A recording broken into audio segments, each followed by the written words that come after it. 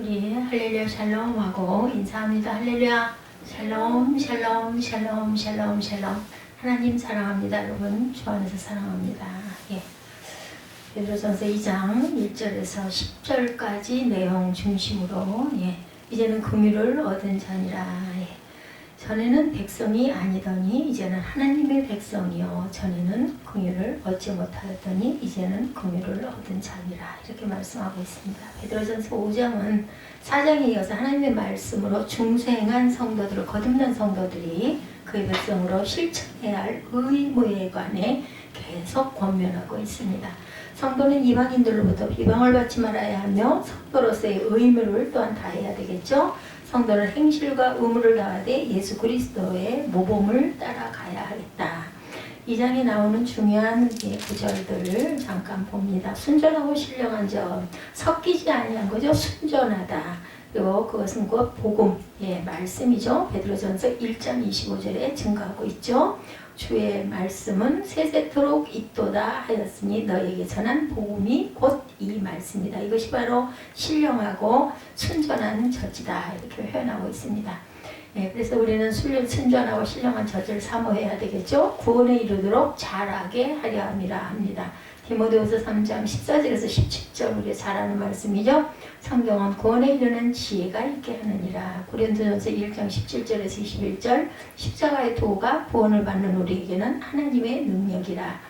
고린도전서 15장 1, 2절에도 내가 너에게 전한 복음을 너에게 알게 하노니 내가 전한 그 말을 굳게 지키고 헛되이 믿지 아니하였으면 그로 말미암아 구원을 받으리라. 로마서 1장 15, 16절이죠. 복음은 모든 믿는 자에게 구원을 주시는 하나님의 능력이 됨이라. 신령한 제사라고 5절에 증거하고 있죠. 5절 보니 너희도 산돌같이 신령한 집으로 세워지고 예수 그리스도로 말미암아 하나님이 기쁘게 받으실 신령한 제사를 드릴 거룩한 제사장이 될지니라. 우리 모두 다 거룩한 제사장들이죠. 요한복음 4장 24절에 하나님의 영이시니 예배하는 자가 영과 진리로 예배할지니라. 로마서 12장 1절에 너희 몸을 하나님이 기뻐하시는 거룩한 산 제물로 드리라. 이는 너희가 드릴 영적 예배니라. 그들의 말씀을 순종하지 아니하므로 넘어지나니 정하신 것이라. 8절이죠. 부딪히는 돌과 걸려 넘어지가 하는 바위가 되었다 하였느니라. 그들의 말씀을 순종하지 아니하므로 넘어진다는 거죠. 이는 그들을 이렇게 정하신 것이라 말씀하고 있습니다. 히브리서 3장 18, 9절이죠. 누구에게 맹세하사 그의 안식에 들어오지 못하리라 하셨느냐. 곧 순종하지 아니하던 자들에게가 아니냐. 이로 보건대 그들이 믿지 아니하므로 능히 들어가지 못하는 것이라. 베드로전서 3장 20절에도 그들은 전에 노아의 날 방주를 준비할 동안 복종하지 아니하던 자들이라. 다 멸하죠. 마태복음 7장 24절에서 27절에 나 이 말을 듣고 행하는 자는 무너져 그 무너짐이 심하니라. 마태복음 7장 21절에도 주여 주여 하는 자마다 다 천국에 들어갈 것이 아니요 내 아버지의 뜻대로 행하는 자라야 들어가리라. 육체의 정욕을 제하라. 11절이죠. 사랑하는 자들아 거리민과 나그네 같은 너희를 권하노니 영혼을 거슬러 싸우는 육체의 정욕을 제어하라 말씀합니다. 갈라디아서 5장 16, 7절 성령을 따라 행하라. 그리하면 육체의 욕심 이루지 아니하리라. 육체의 소용은 성령을 거스르고 성령은 육체를 거스린다. 로마서 8장 13절에 영으로 몸의 행실을 죽이면 살리라. 행실을 선하게 가져 영광을 돌리려 합니다. 12절이죠. 너희가 이방인 중 행실을 선하게 가서 너희를 악행한다고 비방하는 자들로 하여금 너희 선한 일을 보고 오시는 날에 하나님께 영광을 돌리게 하려 함이라 말씀합니다. 율법의 교훈을 받아 선을 행하는 것이 창조의 목적이죠. 이방인들은 우리의 선한 행실을 보고 공고하시는 날에 하나님께 영광을 돌리게 된다. 로마서 7장 16절에 율법이 선한 것을 시인한다 말씀합니다. 로마서 2장 18절에도 율법의 교훈을 받아 하나님의 뜻을 알고 지극히 선한 것을 분간한다. 디모데전서 1장 8절에도 율법은 뭐라고요? 선한 것이다. 전도서 3장 12절에도 사람들이 사는 동안에 기뻐하며 선을 행하는 것보다 더 나은 것이 없는 줄을 내가 알았고 말씀합니다. 마태복음 5장 13절에서 16절이죠. 너희는 세상의 소금이니 세상의 빛이라. 아버지께 영광을 돌리게 하라. 죄에 대하여 죽고 의에 대하여 살게 하려 하심이라. 24절이죠. 죄에 대해서 죽고 친히 나무에 달려 그 몸으로 우리 죄를 담당하셨으니 이는 우리로 죄에 대하여 죽고 의에 대하여 살게 하려 하심이라. 그가 채찍에 맞음으로 너희가 나음을 얻었다 말씀하죠. 예, 그가 죽으시면 죄에 대하여 단번에 죽으시며 그가 살아계시면 하나님께 대하여 살아계심이니 이와 같이 너희도 너희 자신을 죄에 대하여는 죽은 자요 그리스도 예수 안에서 하나님께 대하여는 살아있는 자로 여길지어다. 그러므로 죄의 종으로 사망에 이르고 온 순종의 종으로 의에 이른다.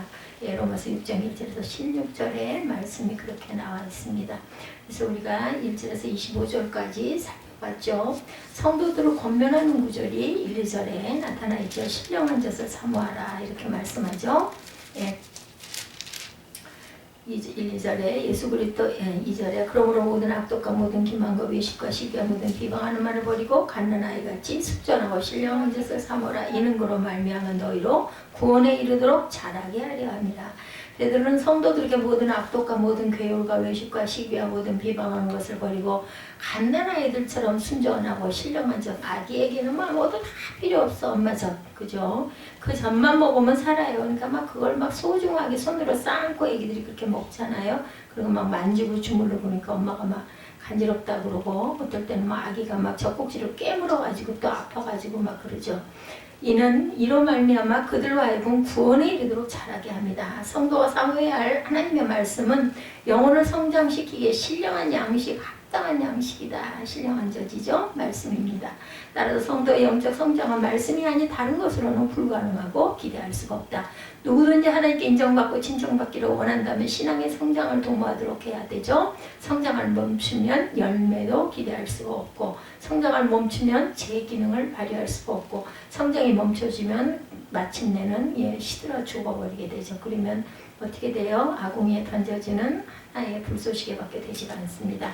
옛사람을 벗어버리라고 말씀하죠. 에베소 4장 22절에서 4절이죠. 너희는 유혹의 욕심을 따라 썩어지는 구습을 따르는 옛사람을 벗어버리고 오직 너희의 심령을 새롭게 되어 하나님을 따라 의와 진리의 거룩함으로 지으심을 받은 못을 입으라. 새 사람을 입으라.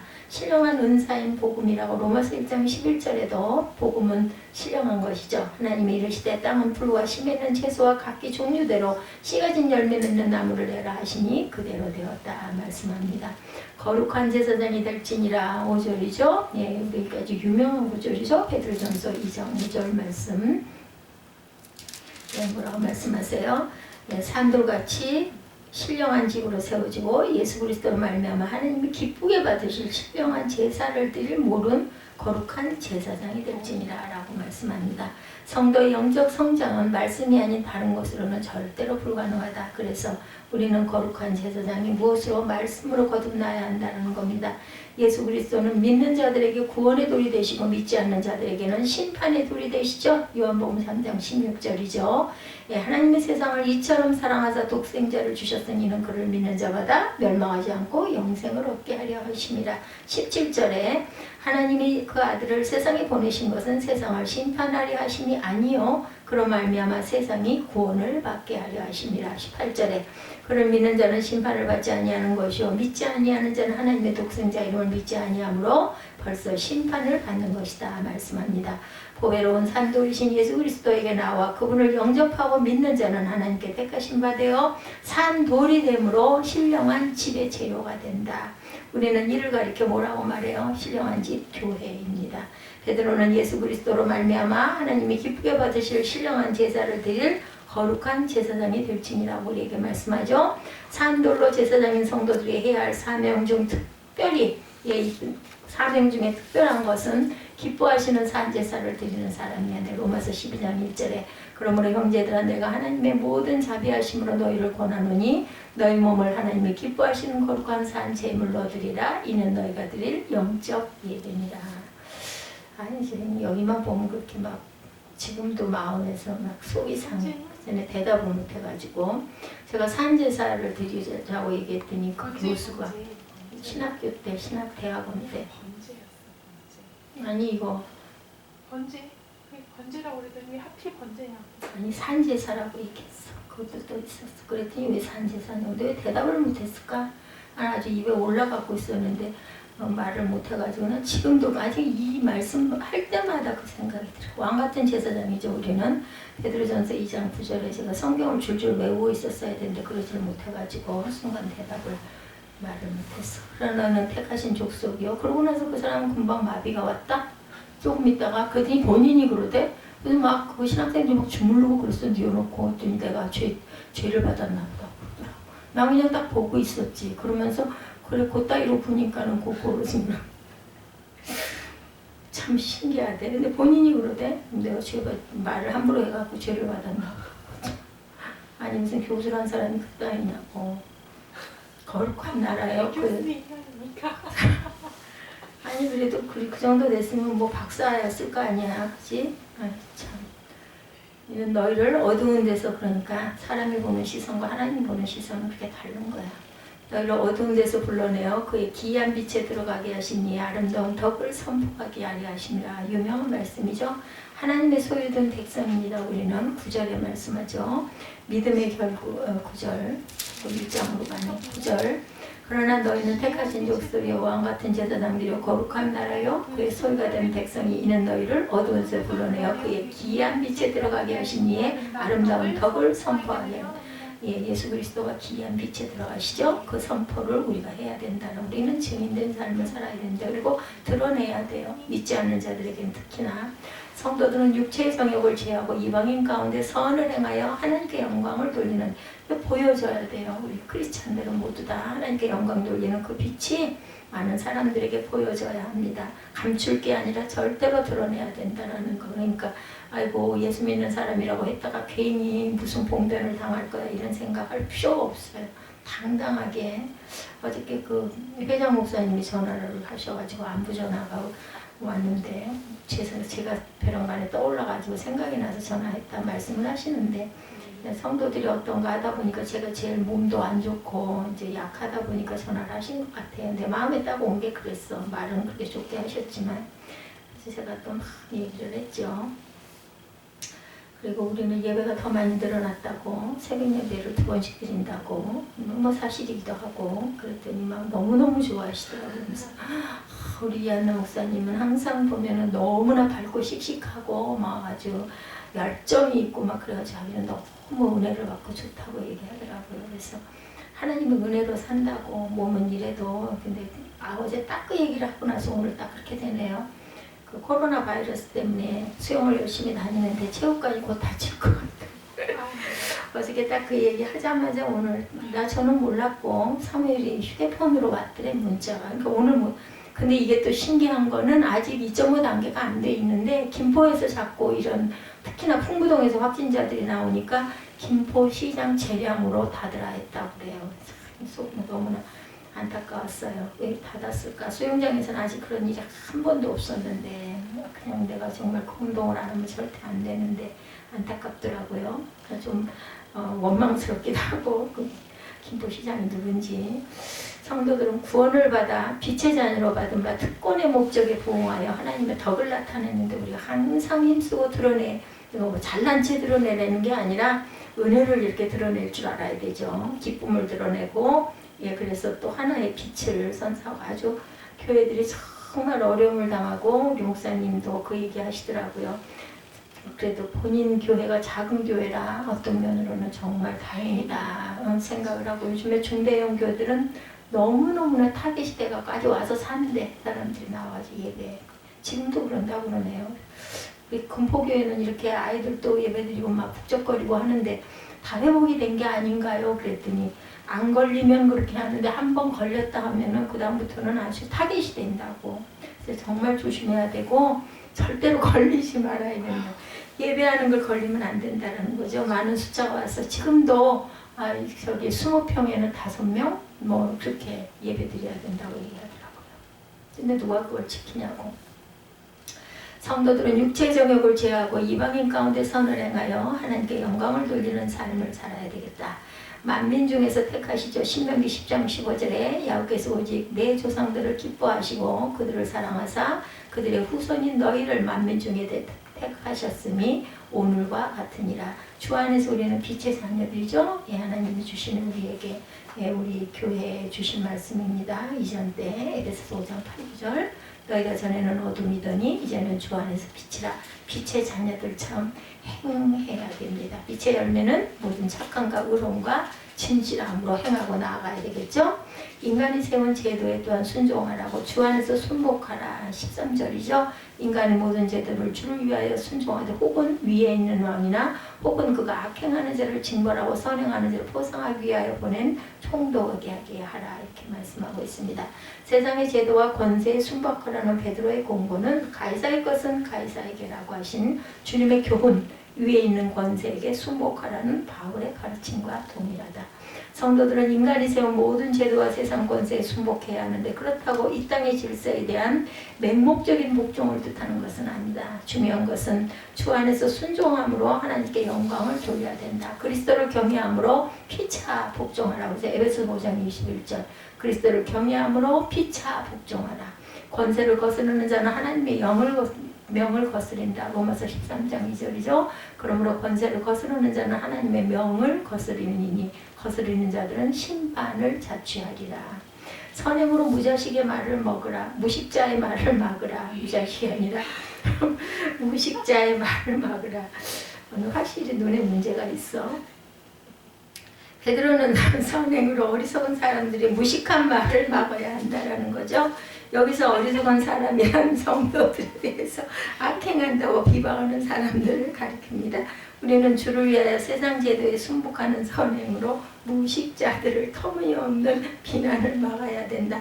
성도들은 그리스도 안에서 자유를 얻은 자유인답게 그렇게 살 때 그 자유를 남용하여 악을 행하는 부실로 삼아서는 절대로 안 됩니다. 그죠? 절대로 자유를 방종이 되죠. 진리로 말미암은 자유. 요한복음 8장 32절에 진리를 알지니 진리가 너희를 자유롭게 하리라. 하나님께 영광을 돌리라 말씀하죠. 그런 선행을 해야 합니다. 베드로전서 2장 12절입니다. 너희가 이방인 줄에 행실을 선하게 가져 너희를 악행한다고 비방하는 자들로 하여금 너희 선한 일을 보고 오시는 날에 하나님께 영광을 돌리게 하려 함이라 말씀합니다. 순복하는 방법에 대해서 18절에 말씀하죠. 뭐라고 말씀하세요? 사환들아 범사에 두려움으로 주인들에게 순종하되 선하고 관용하는 자들에게만이 아니라 또한 까다로운 자들에게도 그리하라. 순종하라는 거죠. 까다롭게 굴어도 부당하게 고난을 받아도 하나님을 생각함으로 슬픔을 참으면 이는 아름다우나 죄가 있어 매를 맞고 참으면 무슨 칭찬이 있으리요. 그러나 선을 행함으로 고난을 받고 참으면 이는 하나님 앞에 아름다우니라. 그러니까 선을 행했는데도 고난을 받으면 요셉처럼 그랬을 때는 하나님 앞에 아름답다고 하나님께서 갚아주시죠. 반드시. 자유함을 얻은 성도들은 인간이 세운 모든 제도에 순복해야 하는데 그 방법은 첫 번째 바로 무사람을 공경하는 것. 모든 사람은 다 하나님의 피조물이고 원래 하나님의 형상대로 지음받았기에 그리스도인은 어느 누구에도 멸시해서는 안 된다. 두 번째는 형제를 사랑하는 것이다. 첫 번째는 무사람을 공경해라. 두 번째는 형제를 사랑하라. 그리스도 안에서 한 몸이 된 형제 간의 사랑을 돈독히 하는 것은 성도의 기본적 의무 그리고 교회 안에 정착되어야 할 본연의 생활 모습, 기본이에요. 기본. 세 번째 방법은 하나님을 두려워하며 왕을 공경하라 말씀합니다. 하나님을 경외하라는 거죠. 경외라는 것은 우러러보면서 공경하는 겁니다. 하나님을 두려워하는 것은 성도의 모든 삶을 인도하는 원리가 되어야 합니다. 존경하기를 먼저 해야 되죠. 로마서 12장 10절입니다. 형제를 사랑하여 서로 우애하고 존경하기를 서로 먼저 하며 형제를 사랑하여 서로 우애하고 존경하기를 서로 먼저 하며 부지런하여 게으르지 말고 열심을 끊고 주를 섬기라. 소망 중에 즐거워하며 환난 중에 참으며 기도에 항상 힘쓰며 성도들의 쓸 것을 공급하며 선대적하기를 힘쓰라. 우리가 환난을 당했기 때문에 참고 기도하고 살 수가 있게 되는 거죠. 뜨겁게 서로 또한 사랑하라고 하죠. 베드로전서 1장 22절에 너희가 진리를 순종함으로 너희 영혼을 깨끗하게 하여 거짓 없이 형제를 사랑하게 이르렀으니 마음으로 뜨겁게 서로 사랑하라. 그리스도를 본받으라고 22절에 말씀합니다. 예, 그는 죄를 범하지 아니하시고 그 입에 거짓도 없으시며 욕을 당하시되 마태를 욕하지 아니하시고 고난을 당하시되 위협하지 아니하시고 오직 공의로 심판하시는 이에게 부탁하시며 친히 나무에 달려 그 몸으로 우리 죄를 담당하셨으니 이는 우리로 죄에 대하여 죽고 의에 대해 살게 하려 하심이라. 그가 채찍에 맞음으로 너희는 나무로 뒀나니 너희가 전에는 양과 같이 길을 잃었더니 이제는 너희 영혼의 목자와 감독 되신 이에게 돌아왔습니다. 우리는 돌아왔어요. 구원받은 사람들은 다 목자에게 돌아온 양들이죠. 종은 애매한 고난을 받을지라도 선을 행하였는데 이는 하나님 앞에 아름답기 때문입니다. 종들이 잘못한 일이 있어 주인에게 매를 맞고 참는 가치가 없지만 선을 행함으로 고난을 참는 이는 하나님 앞에 아름답다. 믿는 상전이 있는 자들은 더 잘 섬겨야 합니다. 이는 상전이 있는 자들은 그 상전을 형제라고 가볍게 여기지 말고 더 잘 섬겨야 된다. 이는 유익을 받은 자들이 믿는 자요 사랑을 받는 자입니다. 너는 이것들을 가르치고 권하라. 이렇게 말씀합니다. 선을 행함으로 고난받는 것이 하나님의 뜻이죠. 베드로전서 3장 17절에 선을 행함으로 고난받는 것이 하나님의 뜻일진지 악을 행함으로 고난받는 것보다 낫죠. 선을 행하고 고난받는 왜냐면 하나님이 갚아주시고 보시니까. 선행을 위한 부르심에 대해서도 20절에 말씀하고 있죠. 죄가 있어 매를 맞고 참으면 무슨 칭찬이 있으려. 그러나 선을 행함으로 고난을 받고 참으면 이는 하나님 앞에 아름답다. 성도들은 선을 행하도록 부르심을 받은 존재로 이들의 모든 교회는 바로 선행의 공동체. 진정한 신앙은 윤리를 꼭 수반해야 된다. 그래서 뭐예요? 그 산당 지어놓고 그렇게 이상한 그런 의식을 하는 그러한 이방의 그런 종교, 그런 우상 숭배, 이것은 정말로 선행의 공동체가 못 되는 거죠. 진정한 신앙은 윤리를 수반해야 되는데 윤리에서 어긋나는 짓들을 아주 함부로 그렇게 방종하게 성전에서 그렇게 아주 드러내놓고 그런 음란한 행위들을 했기 때문에 결국은 하나님께 심판을 받습니다. 진정한 신앙인은 윗사람에게 예의와 법대로 잘 지키는 사람, 그런 교회에서뿐만 아니라 사회의 직장생활 속에서도 모든 일을 할 때 그리스도께 하듯 하는 사람이다. 오늘 성도가 살아가는 삶이 바로 내가 하나님에 대한 믿음의 표현임을 깨달아 삶이 작은 순간들도 선을 행하고 가야 된다. 평강을 위하여 부르셨어요. 우리는 골로새서 3장 15절에 그리스도의 평강이 너희 마음을 주장하게 하라. 너희는 평강을 위하여 한 몸으로 부르심을 받았나니 너희는 또한 감사하는 자가 되라고 분명하게 골로새서 말씀에 3장 15절에 말씀합니다. 사랑으로 서로 종로로 달아보죠. 갈라디아서 5장 13절에 형제들아 내가 사람의 예대로 말하느니 사람의 언약이라도 정한 후에는 아무도 패하거나 더하거나 하지 못하니라. 권위 되신 예수 그리스도 21절입니다. 이를 위하여 너희가 부르심을 받았으니 그리스도도 너희를 위하여 고난을 받아서 너에게 본을 끼쳐 그 자취를 따라오게 하려 하셨느니라. 그리스도는 우리에게 모든 면에서 모범을 보여주셨죠. 누구든지 예수 그리스도를 모범으로 삼고 인생을 경영하기만 하면 그는 반드시 위대한 일을 합니다. 그 이유는 그분이 보여주신 모범, 그 복의 위대한 일을 할 수 있는 모든 요건들이 명시되어 있기 때문이다. 그리스도인들은 그리스도가 본을 보이신 것처럼 고난을 받을 준비가 되어 있어야 합니다. 그리스도의 고난으로 말미암아 우리는 주와 같이 죄에 대하여 죽고 의에 대하여 살게 된다. 사람의 본을 보이셨어요. 요한복음 13장 34절이죠. 새 계명을 너희에게 주노니 서로 사랑하라. 내가 너희를 사랑한 것 같이 너희도 서로 사랑하라. 온전히 행하게 하기 위함에 요한복음 13장 15절 내가 너희에게 행한 것 같이 너희도 행하게 하려 하여 본을 보였다 말씀합니다. 그리스도인은 선을 위해 부르심을 받은 신부님을 반드시 기억해야 합니다. 자신의 신분을 망각할 때 그는 다른 길로 가게 되는 거죠. 우리는 하나님의 자녀, 즉 거룩한 백성임을 알고 불의한 죄악이 만연되어 있는 이 세상에서 우리의 선한 행위로 빛 대신 그리스도를 증거해야 되겠다. 베드로전서는 새 신자들에게 읽게 하였던 성경이었고 특별히 세례받은 성도들에게 권한 성경이었다라는 것입니다. 초대교회에서는 새 신자들 중에 세례를 받은 성도들에게 베드로전서를 읽게 하였어요. 초대교회에서 세례를 받은 성도들에게는 젖과 꿀을 주어 먹게 하였고 촛불을 주어서 세상에 빛이 되라고 하였습니다. 세례를 받는다는 말이 무엇이며 세례의 의미가 무엇인지 제대로 알고 받아야 되겠죠. 우리가 받은 세례는 무슨 의미가 있으며 가치를 지니고 있는지 알아야 합니다. 칼빈은 세례란 하나님에 의하여 그의 자녀로 삼으시는 거룩한 인침이며 이것은 그리스도와의 접붙임으로 새로운 출발이다 라고 정의합니다.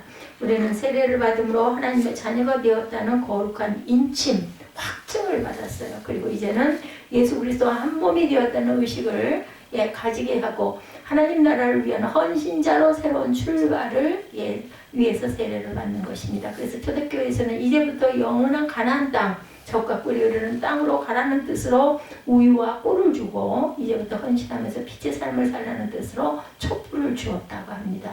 그리고 베드로전서를 읽고 공부하게 하였다는 거죠.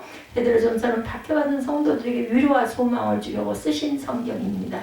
우리의 신앙생활은 세례받기 이전과 이후의 삶이 달라야 돼요. 오늘 10절에 보면 저희가 전에는 백성이 아니던 이제는 하나님의 백성이여 전에는 긍휼을 얻지 못하였던 이제는 긍휼을 얻은 자다 이렇게 말씀하죠.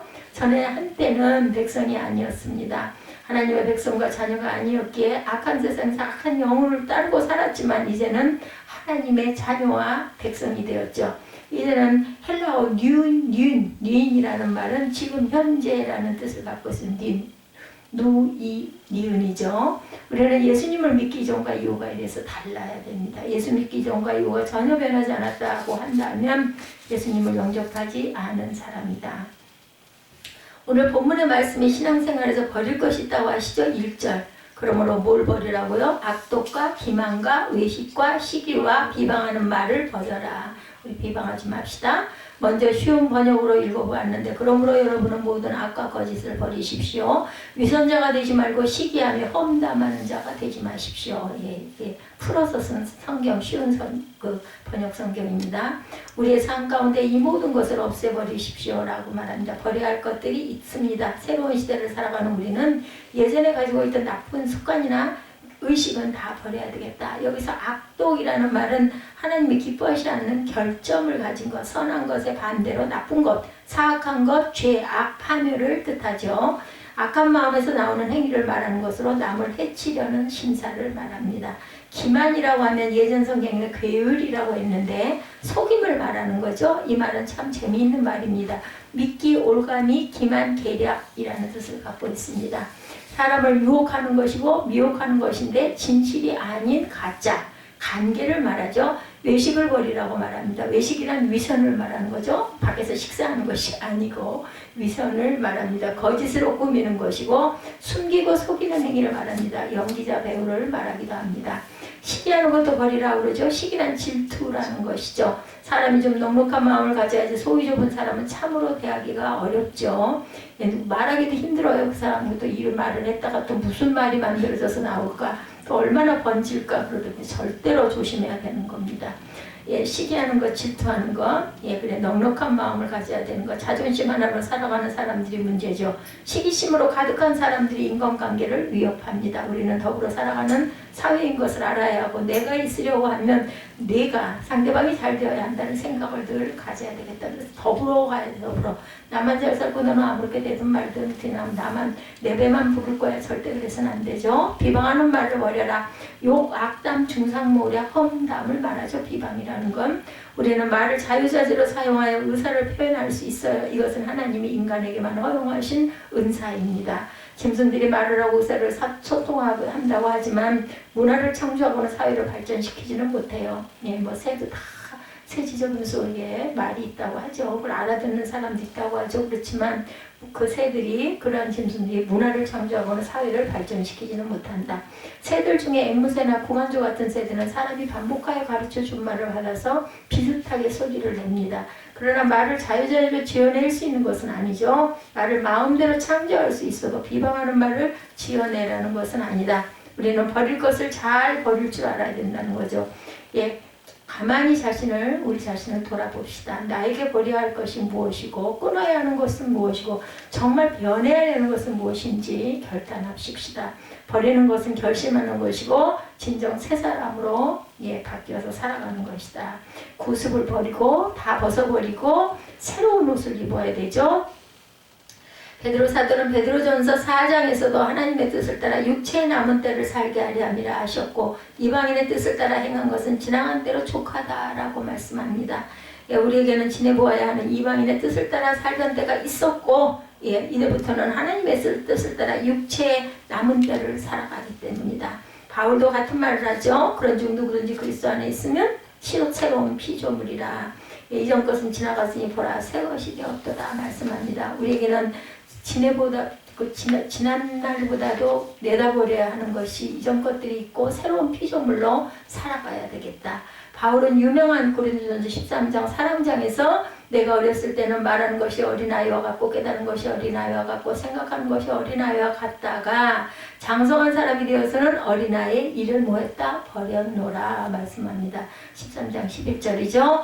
구원에 이르도록 자라가라고 2, 3절에 말씀하죠. 가난한 아이들같이 순전하고 신령한 젖을 사모하라. 이는 그로 말미암아 너희로 구원에 이르도록 자라게 하려 함이라. 순전하고 신령한 아기가 엄마 젖을 잘 먹으면 잘 커요. 그죠?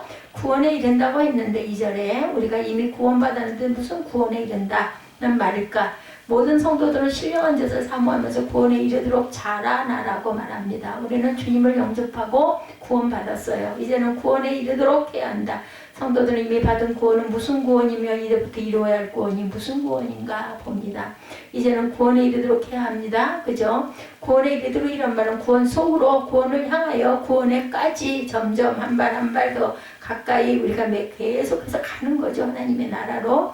그래서 우리가 영화를 이루고 성화를 이루고 그리고 마지막에는 영화로운 곳으로 돌아가는 거죠. 먼저 받은 구원은 칭의, 의인이라고 말하고 우리가 이르러야 하고 향하여 가는 구원이란 성화의 구원이라는 것이죠. 예수 믿으면 의인 곧 칭의가 있고 다음으로 성화가 있고 다음에는 영화가 있죠. 의롭다 칭함을 받는다는 거죠. 예전에는 이신득이라고 했습니다. 근데 이신득이라고 하지 않고 이신칭의 칭해줬어요. 우리는 자격이 없어요. 예, 두 번째 단계는 성화, 성결이라고도 말하죠. 그래서 성결교단이 바로 여기에서 출발하죠. 성화. 그리고 마지막 영화롭게 되는 단계가 있습니다. 바울 사도는 말씀하기를 내가 이미 얻었다 함도 아니요 온전히 이루었다 함도 아니라 오직 내가 그리스도 예수께 잡힌 바 된 것을 잡으려 달려간다. 빌립보서 3장 12절이죠. 온전히 이룬 것도 구원이지만 잡으려고 달려가는 것도 성화의 구원입니다. 성화, 그죠? sanctification이죠. 성령의 역사로 죄와 더러움에서 분리되어 하나님의 속성과 같이 거룩함에 참여하는 자로 성장해야 되겠다. 하나님의 은혜로 구원받은 성도들이 성숙한 사람으로 하나님의 사람으로 성장하는 것을 말합니다. 우리는 모든 죄에서 속량되어 의롭다는 인침을 받았어요. 우리 김종국 집사님이 그 입술의 그 고백들이 반드시 그대로 될 줄로 믿습니다. 참 감사해요. 그러신 것 같아요. 그렇게 자기도 모르게 아니면 또 어떤 그 자랑으로 아니면 좀 우쭐대고 싶어서 여도 어찌됐든 간에 입술로 고백하는 그 말이 하나님은 들으시죠. 그리고 변화될 줄로 믿습니다. 우리는 구원받았고 의롭다 칭함을 받은 자녀들이 본인이 말했잖아. 3층짜리 건물에 한 층은 교회를 해서 나는 그냥 오로지 내 아내가 목사가 돼서 이렇게 섬기고 가고 싶다. 아이고 대단한. 누가 가르쳐줬냐고 누가 하자고 그랬냐고 본인이 얘기를 했으니까 그건 본인이 반드시 지키고 하나님께서 아마 그렇게 은혜로 복으로 11조부터 열심히 하라고 그랬고 아까워하지 말고 구원받으면서 절대로 하나님은 공수표는 안 띄시니까 구원받는 성도들은 주님의 이름으로 세례를 받고 아니 혼자 못하게 혼자 힘드니 네가 해라 그러면 그러지 말고 우리가 같이 합시다. 우리 함께 넣고 기도합시다. 이렇게 해서 자꾸 그걸 자꾸 이렇게 좀 이렇게 궁둥이도 다독다독 해주면서 이렇게 북돋아 주세요. 그거 참 귀한 거예요. 분만이 누가 가르쳐줬냐고 하라고 그랬으면 아마 난리를 쳤을 건데 보면 참 희통하다고요. 보면은 그냥 하는 모습은 아닌데도 또 그렇게 옷을 먼저 입는 사람이 있죠. 그러면 또 그렇게 다 보여지는 거지. 그러다 보면 또 이렇게 만들어져 가는 거죠. 구원받은 성도들은 주님의 이름으로 세례를 받고 예수님 안에서 살면서 성경케 하시는 예수님의 인격에 참여하면서 그리스도로 옷을 입고 새로운 사람으로 살아가야 된다. 쉬는 20일 동안 도대체 뭐라고 살았을까?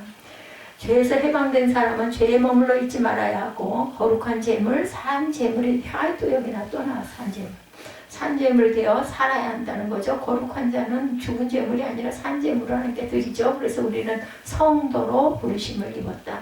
우리는 그리스도의 장성한 분량이 충만한 데까지 살아야 하고 온전한 사람을 이루어야 하고 완전한 인격으로 나아가야 하겠다. 우리는 신의 성품에 참여하는 사람들이죠. 크리스찬. 베드로서 1장 4절에 보면 이로써 그 보배롭고 지극히 큰 약속으로 말미암아 너희가 정욕 때문에 세상에서 썩어질 것을 피하여 신성한 성품에 참여하는 자가 되게 하려 하심이라. 신성한 성품에 참여하는 자가 저와 여러분이 되어야 되겠죠. 그러니까 죽은 재물이 아니라 절대로 산 재물이어야 된다. 그래야 깨끗하고 그래야 신선하지 않겠어요? 베드로전서 1장 15절에도 오직 너희를 부르신 거룩한 이처럼 너희도 모든 행실에 거룩한 자가 되라. 내가 거룩하니 너희도 거룩하라 하셨죠. 악한 죄를 버리고 하나님의 백성과 자녀로 그리스도의 제자로서 신실하게 살아가면서 성숙한 자리에 이르러야 되겠다. 아직도 육신에 속한 사람으로 살지 말고 신령한 사람, 성숙한 인격으로 자라가야 한다. 아직은 미치지 못하지만 자라갑니다. 우리 가정에 아들이 태어나고 딸이 태어난 것이 문제가 아니라 어떤 자식이든 잘 자라나야 한다는, 사람이 자라나지 않는다고 하면 그것은 큰일이죠. 기형이 되죠. 그런데 자라나야 할 사람은 우리 자식들이고 다른 사람들이고, 자라나야 할 사람은 성도고 우리 구역 식구들이고가 아니고 더 이상 바랄 것도 없고 이쯤으로 만족하고 있다는 것이 문제입니다. 어떻게 생각할까? 정말 나는 자랄 대로 다 자란 사람이라고 여러분들 생각하십니까? 주님의 장성한 분량에 충만한 데까지 자라가야 되겠죠? 우리는 죽을 때까지 자라가야 합니다. 절대로 그 자리에 있어서는 안 되는 거죠. 신령한 사람, 성숙한 인격자가 되기 위해서 잘 먹어야 돼요. 뭐를? 갓난아이 같이 우리 모든 성도는 순전하고 신령한 젖을 사모해야 된다 말씀이죠. 시인은 노래합니다. 시편 42편에서 하나님이여 사슴이 시냇물을 찾기에 갈급한 같이 내 영혼의 주를 찾기에 갈급하나이다. 시인은 하나님을 갈망하는 거죠. 나는 은혜 받아야 할 사람입니다. 하나님이 나를 모르신다고 하거나 나를 보시고 형편없는 사람이라고 하시면 안 됩니다. 여기 갓난아이란 말은 성경에 이것만 쓰인 말로 방금 태어난 아기를 말하죠. 어린아이에게 순전한 것을 먹이죠. 불순물이 들어간 것을 절대로 먹이지 않습니다. 임산부가 아기를 낳으면 맨 처음 초유를 먹인다. 그렇게 좋다고 그래서 초유가 그것이 제일 좋고 각종 질병에 대한 면역성을 가지고 있다고 합니다. 하나님이 창조하신 창조의 원리대로 우리는 살아가야 되고, 모유를 먹고 자라야 어머니의 아름다운 품성을 이어받을 것인데 소젖을 먹이다 보니 뿔난 송아지처럼 얼음도 몰라보고 머리로 받으려고 한다는 거죠. 요즘 아이들이 분유를 많이 먹나요? 그래서 지금 이 청소년들이 그 세대에 우유를 유행이 돼서 너무 많이 먹었던 것 같아요. 그죠? 순전하다는 말은 아무것도 섞인 것이 없는 순전한 모유를 말합니다. 어린아이들이 엄마의 젖을 먹을 때 그 맛을 알고 더욱 보채고 찾고 그 젖만 먹으려고 하죠. 우리는 신령한 세계 하나님의 말씀에 깊이 그 맛을 알아야 되겠다. 3절에 너희가 주의 인자하심을 맛보았으면 그리하라 말씀하죠. 신령한 세계의 맛을 알아야 한다. 세상에 어떤 달콤한 맛에 비할 수 없는 깊은 맛이라는 겁니다. 순전하고 신령한 젖은 하나님의 구원하는 복음과 하나님 말씀을 가리키죠. 칼빈이나 벵겔 같은 유명한 주경학자들은 거의 다 하나님의 말씀을 가리킵니다. 순전하고 신령한 젖이란 하나님의 말씀을 포함하는 은혜의 세계, 성령의 은사들을 하늘에 속한 신령한 세계를 말합니다. 교회 성도들은 자라가야 되죠. 베드로 사도는 베드로후서 4장 18절 마지막 구절에 오직 주의 우리 주 곧 구주 예수 그리스도의 은혜와 그를 아는 지식에서 자라가라. 영광이 이제와 영원한 날까지 그에게 있을지어다. 축도예요. 그렇죠? 초대교회 이래 모든 교회 성도들은 자라서 열매를 맺습니다. 이거 잊어버리지 마세요. 베드로 후서 4장 18절 마지막 구절. 오직 우리 주 곧 구주 예수 그리스도 은혜와 그를 아는 지식에까지 자라가라. 영광이 이제와 영원한 날까지 그에게 에스더에게 이한나에게 있을지어다. 아멘. 골로새서 1장 6절에 이 복음이 이미 너에게 이름에 너희가 듣고 참으로 하나님의 은혜를 깨달은 날부터 너희 중에서 어찌든 온 천하에서도 열매를 맺어 뭐라 한다? 자라나는도다. 골로새서 1장 6절입니다. 골로새 교회가 열매를 맺었다고 하면 우리 교회도 당연히 열매를 맺을 수 있습니다. 우리 집안이 그래도 예수 믿은 지 몇 년이 되었고 이제는 3대에 걸쳐 믿고 있다면 무엇이 달라져도 달라져야 되겠죠? 오히려 처음 믿을 때보다 못하다고 하면 무엇인가 단추를 꿰어서 잘못된 거예요. 그죠? 우리는 천국을 위하여 알곡이 되어야 하고 천국 창고에 들어갈 수 있는 종자가 되어 있어야 합니다. 우리 집안에서도 신앙의 거목이 당연히 반드시 나오리라고 믿습니다. 신앙의 거목이나 뭐 유명한 그런 사람을 얘기하는 게 아니죠. 정말 온전한 신앙인, 정말 삶 자체가 보통 사람들하고 다른 그런 신앙인이 반드시 탄생되리라고 믿습니다. 거룩한 제사장이 되어라 4절에서 5절이죠. 사람에게는 버림바가 되었으나 하나님께는 택하심을 입은 보배로운 산돌이신 예수께 나아가 너희도 산돌 같은 신령한 집을 세워지고 예수 그리스도로 말미암아 하나님의 기쁘게 받으실 신령한 제사를 드리는 거룩한 제사장이 될지니라. 아멘. 우리에게 신령한 집을 세우라고 하시죠. 신령한 집, 영적인 집을 세워지라는 겁니다. 세워지라고 하셨는데 건축한다, 짓다, 설립하다, 세운다는 뜻입니다. 산돌같이 신령한 집으로 세워져야 한다는 거. 요즘 주택 건축하는 것을 보면 얼마나 빨리 잘 짓는지 몰라요. 그죠? 어느 집을 가보면 잘 지은 집과 허술하게 지은 집에는 차이가 있습니다. 우리는 잘하는 집을 세우는 사람들이에요. 우리 스스로 모두 다 건축자들입니다. 자기의 인격, 자기의 성품, 자기의 신앙, 이런 영적인 집을 건축하는 건축자들이죠. 우리 주님이 보실 때 잘 지은 집이라는 칭찬을 받아야 하겠습니다. 모래 위에 세워져 무너지는 집이 아니라 반석 위에 세워서 비바람이 불어도 무너지지 않는 견고한 집을 지어야 되겠죠. 하나님의 집, 신령한 집을 짓는데 산돌로 지으라고 하시죠. 산돌은 예수 그리스도 교회. 예수님을 비유하는 그 돌은 사람들에게 버림받았지만 하나님은 그 돌을 가지고 하나님의 나라를 이룩하시고 신령한 집을 지으셨습니다. 이 신령한 집은 하나님의 집, 그죠? God's house. 이 신령한 집은 주님의 몸된 교회, 또 하나님의 나라이기도 합니다. 그리고 이 신령한 집이란 곧 우리들 한 사람 한 사람의 인격이고 성숙한 신앙을 가리킵니다. 이 신령한 집에서는 하나님이 기쁘게 받으실 신령한 제사를 드리는 거룩한 제사장으로 살아가야 합니다. 자, 여러분 한 사람 한 사람이 스스로 결단하고 책임지고 하나님 나라를 위하여 헌신하는 일꾼이 되어야 한다는 거죠. 우리 모두는 거룩한 제사장들이기 때문에 하나님이 기뻐하시는 일을 하는 것이 무엇인지를 또한 깨달아 알아야 되겠다. 거룩한 제사장들은 하나님의 집에서 제사를 드립니다. 예배를 드리죠. 제사장들은 하나님의 말씀을 강론하고 백성들의 신앙을 책임지고 있습니다. 백성들이 지은 죄는 마치 자기가 지은 죄인 것처럼 아파하면서 하나님 앞에 나아가 속죄의 제사를 드렸죠. 구약에 우리 한 사람 한 사람이 거룩한 제사장으로 살아가야 합니다. 우리들 스스로 다른 사람의 도움 없이 각자가 알아서 하나님의 일을 하고 천국을 건설하는 주역으로 살아가는 것이죠. 우리 성도들이 교회 문 밖에만 나가면 움츠러들고 교인이 아닌 것처럼 살고 자기 중심적이고 이기적인 사람이란 말을 듣고 욕심이 얼마나 많은지 상대하지 못할 사람이라는 말을 절대로 듣지 말아야 되겠죠. 그래서 예수 믿는다라는 걸 감추고 다니는 그런 자가 되지 말아야 되겠다. 어쩐지 역시 좀 달라. 좀 왠가 했더니 그러시구나. 이런 이야기를 들을 줄 알아야 됩니다. 우리 하나님의 기뻐 받으실 신령한 제사를 드리는 거룩한 제사장으로 살아야 되겠죠. 우리가 할 일이 있는 사람이고 이제는 할 일과 하지 말아야 할 것을 가려서 하고 싶은 것이 있다고 해도 꼭 해야 할 일만 골라서 해야 되겠다. 하나님을 기쁘시게 하는 일이라고 하면 죽어도 하고 하나님의 섭섭하실 일이라고 하면 죽어도 하지 말아야 된다는 겁니다. 우리는 자기 정체성을 바로 알고 살아가야 되겠다. 9절 10절입니다.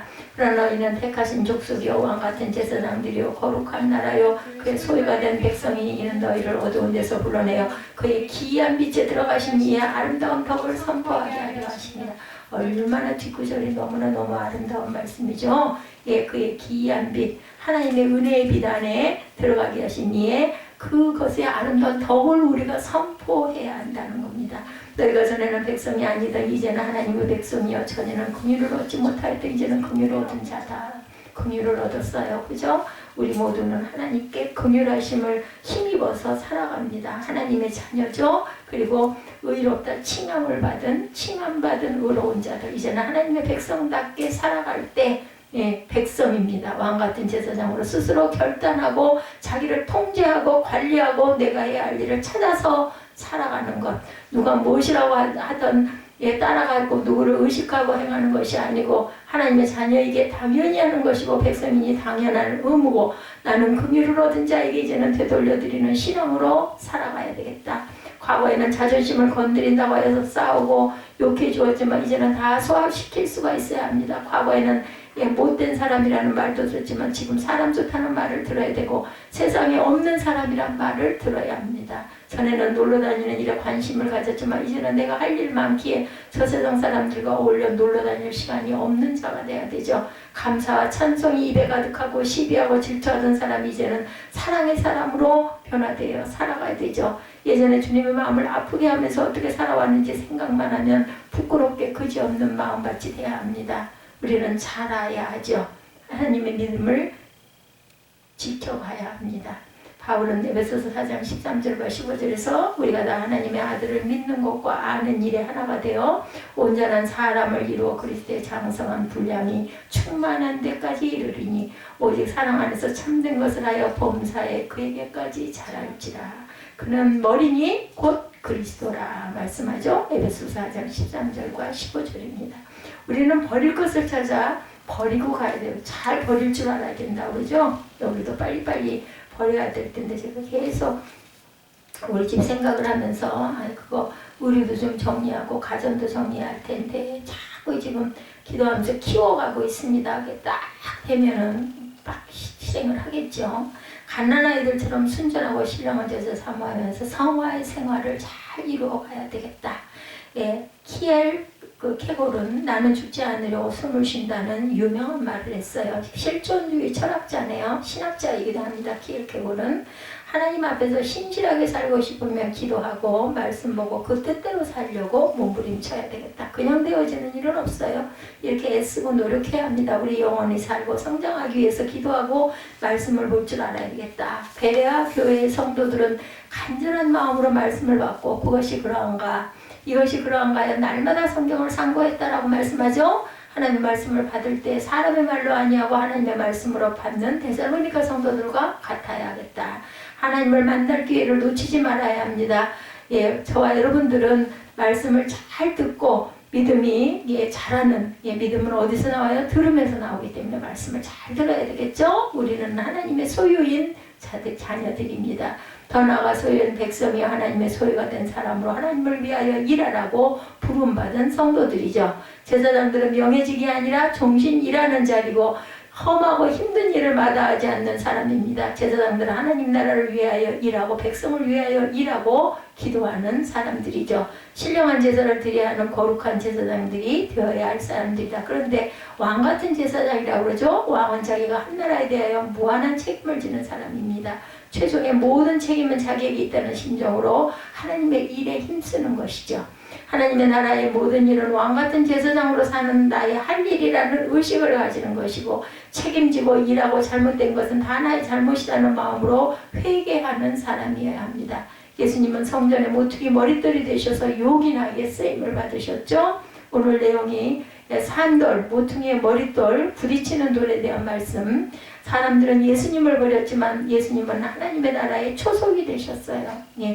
찬송가 50장에 보면 또 우리 자손을 다 주를 기리고 저성전 돌같이 기나게 하소서. 주어 권하신 능력을 주어 권하신 능력을 늘 끝날까지 주소서 이렇게 고백합니다.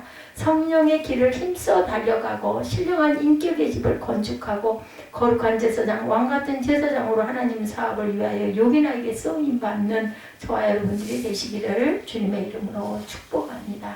오늘은 거룩한 제사장이 되기까지 긍휼을 얻을 자니라. 우리가 거룩한 제사장이 되기 위해서는 하나님의 긍휼이 반드시 필요하다는 것을 잊지 않는 저와 여러분들이 되시기를 주님의 이름으로 축복합니다.